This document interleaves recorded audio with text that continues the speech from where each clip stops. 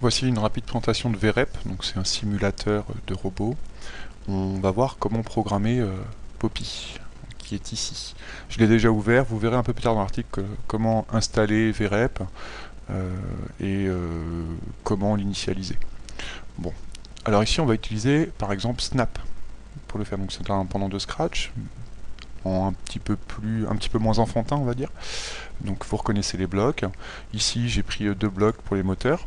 Alors notre robot il a des moteurs qui ont des noms. À la base c'est M1, M2, M3, M4, M5 et M6. 6 moteurs. Donc je vais jouer sur M5 et M6 d'abord, puis je vais juste opposer les angles pour voir un peu ce que ça donne.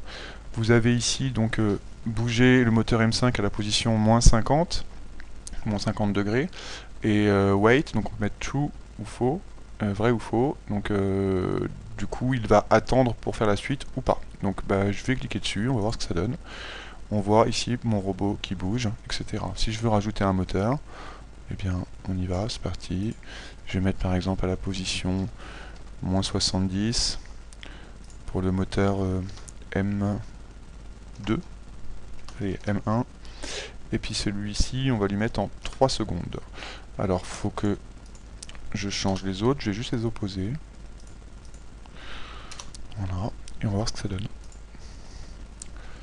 Donc on voit ici les 3 moteurs qui bougent avec le moteur 1 qui met 1 seconde de plus. Bon, bah on voit tout de suite le travail qu'il peut y avoir sur les angles. Alors vous avez aussi la possibilité donc, de travailler avec Snap, ce qui est intéressant pour éviter les lignes de code, mais aussi avec du Python. Donc là je suis dans Jupyter. On va voir par exemple pour les moteurs M5, pardon, juste pour le moteur M6 ici, voir un peu du changement. Donc je vais le lancer. Ici, Poppy me dit oui.